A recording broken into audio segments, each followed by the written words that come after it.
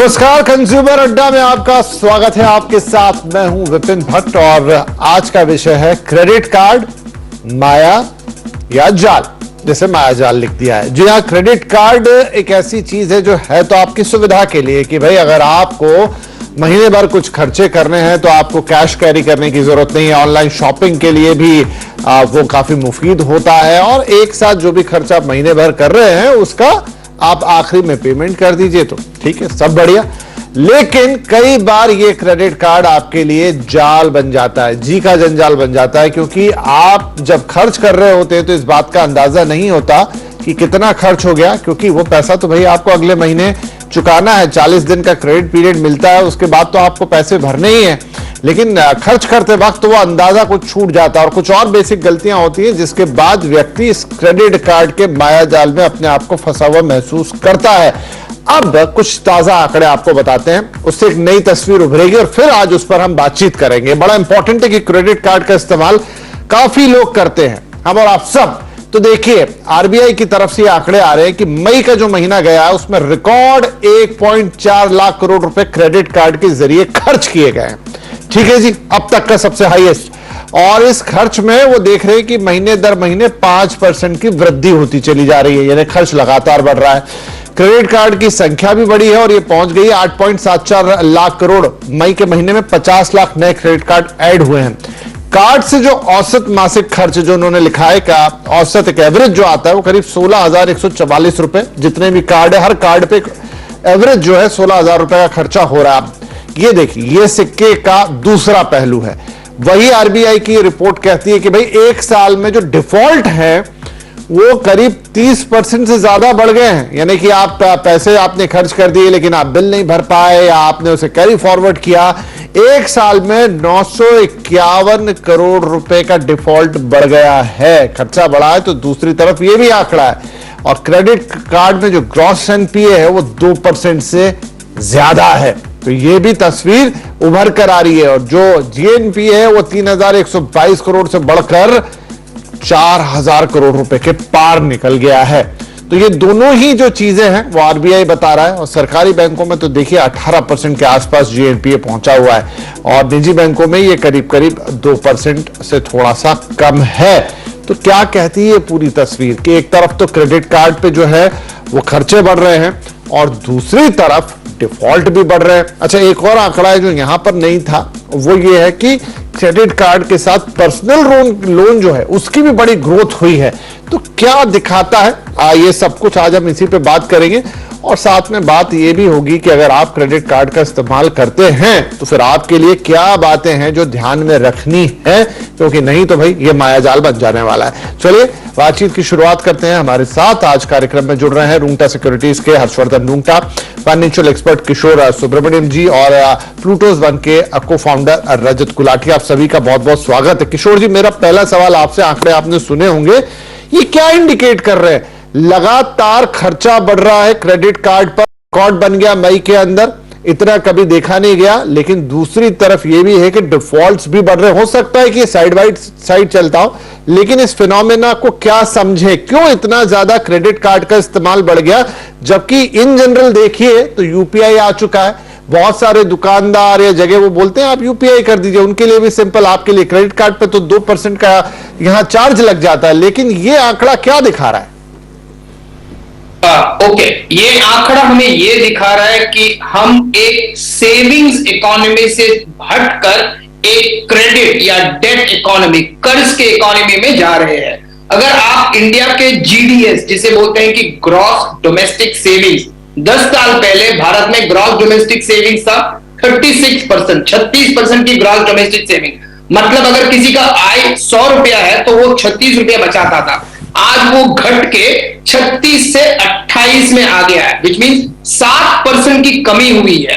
और आज आप ये चीज भी समझिए कि जो क्रेडिट कार्ड इश्यूएंस हुआ है उसमें भी बढ़त आई है। जब क्रेडिट कार्ड इश्यूएंस में बढ़त आ जाती है और लिमिट बढ़ती है और पर कैपिटा इनकम, जो हर इंडिविजुअल का इनकम जब बढ़ता है तो उनका क्रेडिट लिमिट भी वैसे ही बढ़ता है और वो ज्यादा खर्च करते हैं। आज हमें यह भी समझना चाहिए कि 10 साल पहले या 5 साल पहले से खर्च करने की बहुत तरीके हैं, बहुत सामान है, वो ऑनलाइन शॉपिंग हो या अमेजॉन हो या कुछ भी चीज ले लो, आप क्रेडिट कार्ड से खरीद सकते हैं। तो हम एक विदेशी या वेस्टर्न इकोनॉमी की तरह फ्रॉम अ सेविंग्स इकोनॉमी हम एक डेट इकोनॉमी में जा रहे हैं। मैं एक कंपनी कारोबार चलाता हूं जहां करीबन 200 से ऊपर व्यक्ति काम करते हैं, और मेरा खुद अपने ऑफिस में मैंने एक छोटा सा सर्वे लिया था जहां एवरेज क्रेडिट कार्ड पर यूजर, मतलब हर एम्प्लॉय के पास मिनिमम 4.5 क्रेडिट कार्ड है। मान के चलिए मैं वो कंपनी चलाता हूं, मेरे पास 2 या 3 होगा, मगर एवरेज जिनका आय या तनख्वाह करीबन 25 से 35 हजार है, वो 4.5 क्रेडिट कार्ड रख रहे हैं एवरेज। मतलब आपसे ये कंजम्पशन बहुत आसान हो गया है, क्रेडिट कार्ड मिलना आसान हो गया है, लिमिट बढ़ गया है, और पब्लिक वो डेट इकोनॉमी में जा रहे हैं। ये बहुत ही एक बड़ा मतलब गंभीर चीज है जिसमें हमें ध्यान देना चाहिए, क्योंकि अगर सेविंग्स घट रहा है और डेट बढ़ रहा है तो हम एग्जैक्टली वेस्टर्न इकोनॉमी कॉपी कर रहे हैं, और आज हमारी एवरेज जो सेविंग्स यंगस्टर्स के पास है वो कम होती जा रही है। ये बहुत ही प्रॉब्लम है। इसके साथ आपको याद रखना पड़ेगा कि जो जीएनपी है, जो ग्रॉस नॉन परफॉर्मिंग एसेट है, वो बढ़ती जाएगी, क्योंकि क्रेडिट कार्ड एक नॉन सिक्योरिटाइज, कोई सिक्योरिटी बिना नॉन कोलैटरलाइज्ड लोन है। इसमें आपको जीएनपीए बढ़ते जाएगा, और अगर इसको ध्यान देना चाहिए तो हमारे सिबिल स्कोर और बहुत चीजों के ऊपर ध्यान देना पड़ेगा। आज हमारा पर्पस भी यही है किशोर जी, कि हम लोगों को यह समझाएं कि ये कार्ड का आप इस्तेमाल तो कर रहे हैं, लेकिन उसका अल्टीमेटली आपके ऊपर असर क्या पड़ेगा। हर्षवर्धन साहब, तो एक तरफ तो देखिए, पहले तो हम क्रेडिट कार्ड को ऐसा समझते थे, मानते थे कि भाई ठीक है, आपको कैश कैरी करने की जरूरत नहीं है, आप एक कार्ड से पेमेंट करते जाइए और एट लास्ट उसे आखिरी में पे कर दीजिए। अब बहुत सारे लोग, क्योंकि क्रेडिट कार्ड पे कई बेनिफिट्स भी आते थे, जो डेबिट कार्ड भी वैसे ही काम करता है कि आपको कैश कैरी नहीं करना है, आप करिए, लेकिन वो बेनिफिट्स के चलते कार्ड ले लेते थे, लेकिन आखिरी में चुका देते थे।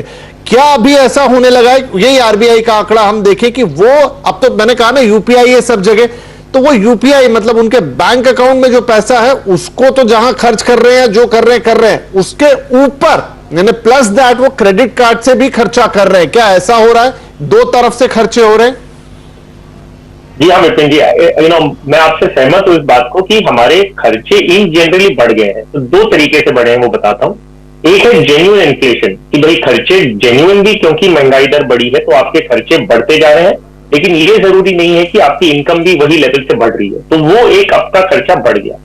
दूसरा जो खर्चा बढ़ा है वो है इंस्टेंट ग्रेटिफिकेशन वाला, कि भाई मुझे स्पेंड नाउ वरी लेटर का जो ट्रैप है, कि हमें जो एक्सपोजर मिल रहा है आज की तारीख में, इतने ऑफर्स आपको, आप अगर मोबाइल फोन पे ऑनलाइन शॉपिंग ऐप रख सकते हैं और उससे नोटिफिकेशन आपने ऑन रखी है, यकीन मानिए उसकी बेसिस पे ही आपके खर्चे जो बढ़ रहे हैं वो उतने भी होंगे। तो एक चीज अगर कोई करे तो वो है अपने नोटिफिकेशन, ये जो अमेजॉन, फ्लिपकार्ट, मिंत्रा, ये जो ई कॉमर्स प्लेटफॉर्म्स हैं, इनके आप अगर नोटिफिकेशन, ये पुश नोटिफिकेशन जो है, अगर उसको आपने डिसेबल कर रखा है, आप यकीन मानिए आपके खर्चे कितने कम हो जाएंगे, क्योंकि ये बार बार कोई ना कोई ऑफर्स आपको पुश करते रहते हैं और फिर आप उसे देखते हैं और फिर जाके उनके ऐप में एक्सप्लोर करते हैं। तो ये होता है कि ये ऑफर अभी आपको मिलेगा, वो ऐसे आपको प्रोजेक्ट करते हैं कि भाई ये ऑफर लिमिटेड टाइम के लिए आप अभी नहीं लेंगे तो आपको ये आगे कभी ऐसा नहीं मिलेगा। तो हमने बहुत इंस्टेंसेस में देखा है कि बाय नाउ वरी लेटर वाला जो ट्रैप है कि अभी खरीद लें फिर हम बाद में देखें, तो ये जो इंस्टेंट ग्रेटिफिकेशन है ये एक कारण है। और एक जेन्युइनली जो कंसर्न है वो है कि भाई खर्चे, लोगों के जेन्युइनली खर्चे बढ़े हैं ड्यू टू इन्फ्लेशन।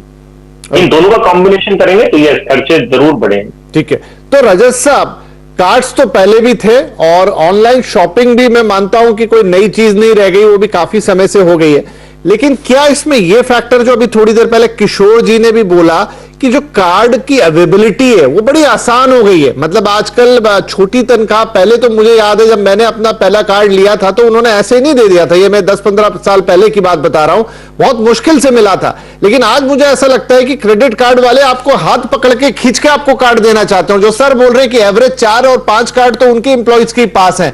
तो ये जो इजी अवेलेबिलिटी ऑफ कार्ड्स हो गई, जो बात अभी हर्षवर्धन जी ने कही कि भाई ऑनलाइन तो हम आजकल बिल्कुल हो गए, और ऑनलाइन तो शॉपिंग जो होती है 99 मेरे ख्याल से 99% लोग जो है कार्ड के थ्रू ही करते हैं, कोई बड़े ऑफर्स आते हैं वहां पे, तो वो सारा कॉम्बो मिला के ये जो पिक्चर आ रही है आरबीआई वाली, ये बन रही है। विपिन जी नमस्कार। दो तीन यहाँ पे पिक्चर हैं। हम पूरे भारतवर्ष का एक पिक्चर बना के अगर बोलें कि ये ट्रेंड चल रहा है तो शायद गलत होगा। हमें इसमें से थोड़ी नुक्ताचीनी करनी पड़ेगी कि किस मार्केट के लिए क्या ट्रेंड चल रहा है। टोटल जो आउटस्टैंडिंग क्रेडिट कार्ड्स हैं आज की तारीख में वो 8.8 करोड़ हैं, पर जो क्रेडिट कार्ड कस्टमर्स हैं वो हमारी कैलकुलेशन है कि कुछ 4.25 करोड़ लोग हैं। तो ऑन एवरेज लोगों के पास, रुंगता जी ने कहा कि कईयों के पास 4-4.5 कार्ड हैं, पर ज्यादातर लोगों के पास एक ही कार्ड है। पर मैं कहूंगा कि 140 करोड़ की कंट्री में अगर अभी 4.25 करोड़ लोगों के पास क्रेडिट कार्ड हैं तो ये तो अभी शुरुआत है, अभी तो कहानी शुरू हुई है। लोगों को क्रेडिट की जरूरत है और रिटेल में क्रेडिट देने के जो जितने कार्यक्रम बैंक्स ने किए, आरबीआई ने कोशिश की, गवर्नमेंट कर रही है, अभी उनकी हम स्टार्टिंग की फ्रूट्स देख रहे हैं। अभी तो और बहुत जरूरत है लोगों के हाथ में क्रेडिट देने की। क्रेडिट सिर्फ एक टूल है और उसका फायदा उठाया जाए या उसका नुकसान हो वो दूसरे पहलू में आता है। और डेफिनेटली ये ट्रू है जो मेरे दोनों को पैनलिस्ट ने कहा कि कई रिस्क्स हैं कार्ड्स के साथ और उनके साथ कई दिक्कतें आ रही हैं। पर सबसे पहली जो जरूरत है इस देश की, अगर आपको लोगों को कोई क्रेडिट क्यों लेता है, अगर आपने रनिंग टाइम में देखना है तो जितनी लोगों की आय है उतना ही उनका खर्चा होना चाहिए on average.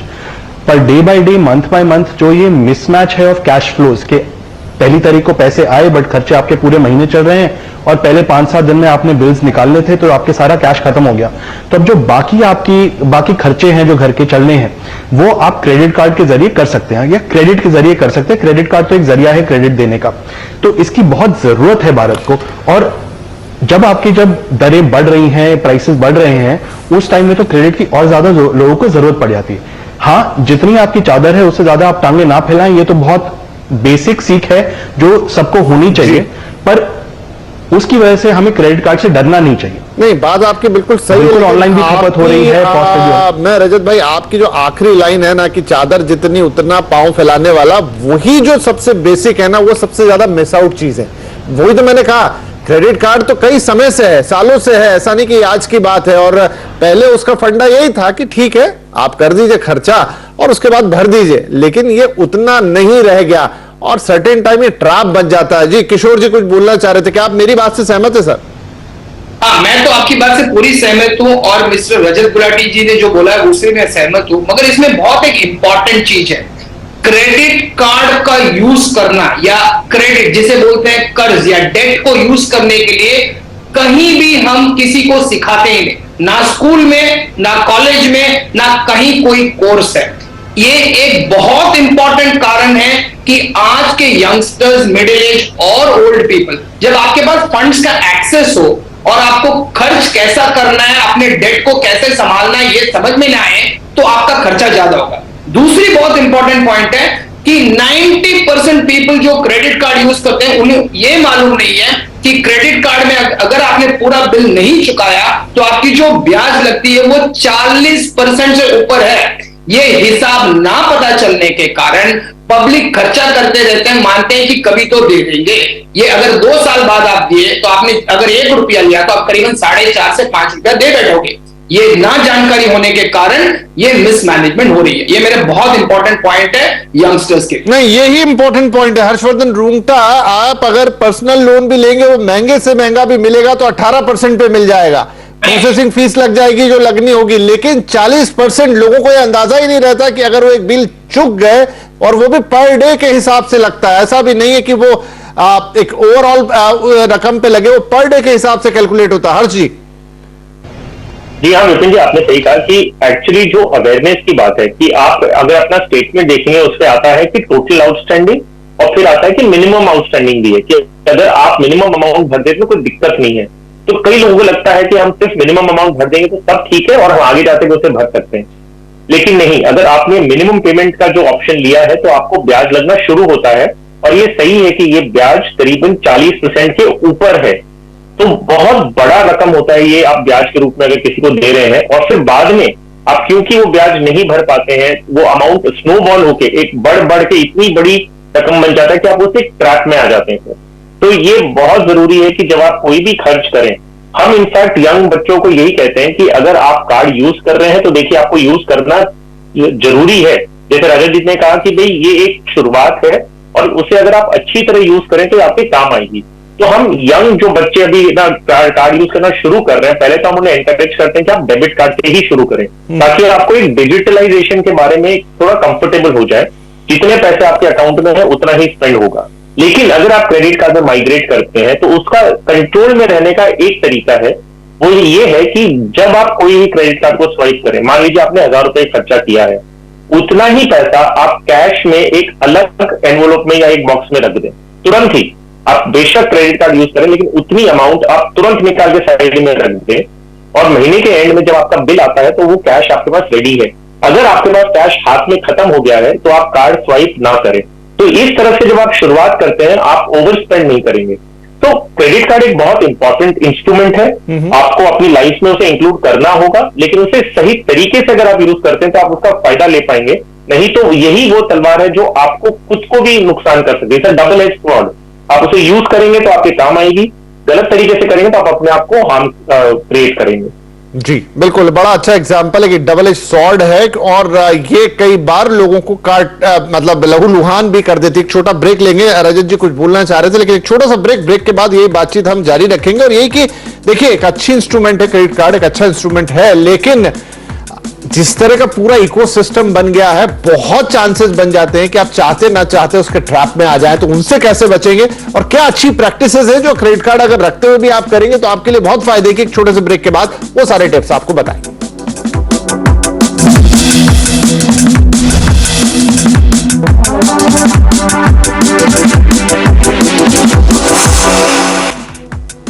Welcome back. Consumer अड्डा में आज बात हो रही है क्रेडिट कार्ड या फिर माया जाल, क्योंकि ये आपके फायदे की चीज है, लेकिन कई बार ये आपको ऐसा फंसाती है कि फिर आप इसके जाल से बाहर नहीं निकल पाते। कमिंग बैक, अब समय कम है इसलिए सबसे क्विक रिएक्शन। रजत जी, आप कुछ कहना चाह रहे थे, वो क्विकली एक दो लाइन में कहिएगा, लेकिन मैं इसमें साथ में एक सवाल जोड़ देता हूं कि कैसे क्रेडिट कार्ड को आप वाइजली इस्तेमाल करें, हम यही बताने की कोशिश कर रहे हैं। तो क्या नंबर ऑफ क्रेडिट कार्ड ज्यादा लेने से कुछ फायदा होता है? बहुत सारे लोग जहां जहां ऑफर मिलता है क्रेडिट कार्ड ले लेते हैं।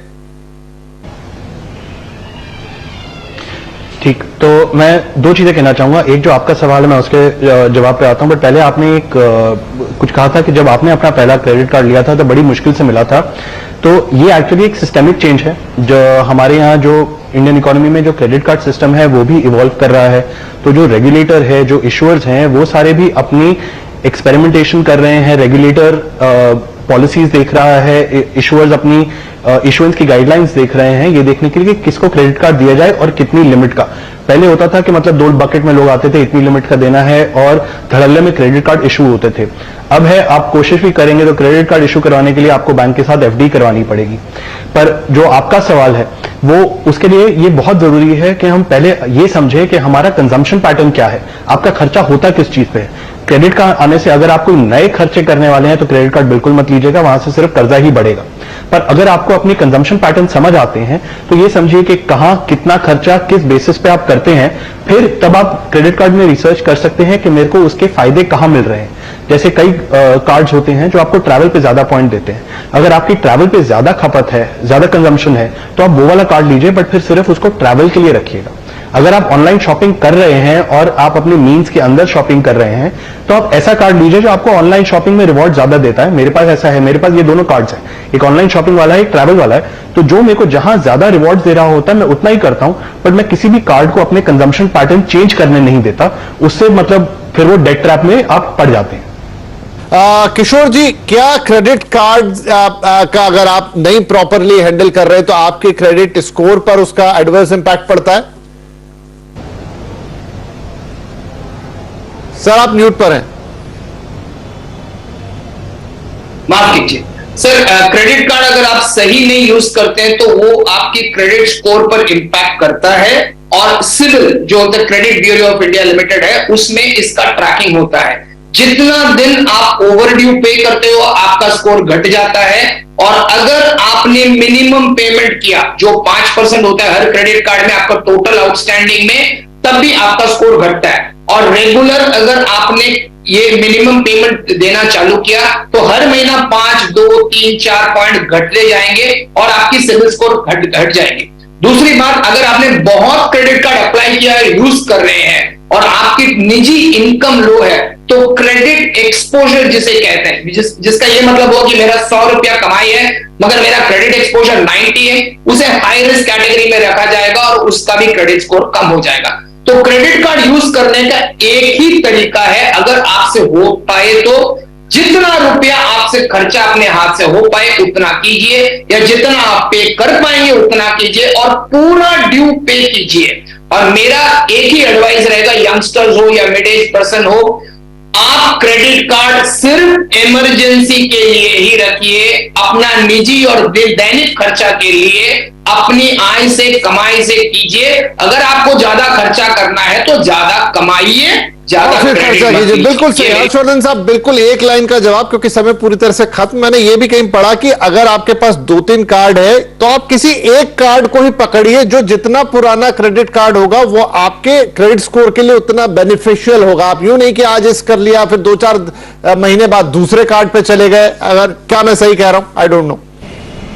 विपिन जी देखिए, दोनों चीजें हैं। एक है आपकी जितनी लंबी हिस्ट्री एक पर्टिकुलर बैंक के साथ होती है, आपका रिलेशनशिप बनता है और वो आगे आपको उस बैंक से ज्यादा फैसिलिटीज मिल सकती हैं। ओके। लेकिन साइमल्टेनियसली अगर आप 3 या 4 कार्ड रख रहे हैं तो उन्हें आप एक्टिव रखिए। ये नहीं कि आप उसे साल भर में यूज ही नहीं कर रहे हैं, तो उसमें काफी दिक्कतें आपको आ सकती है।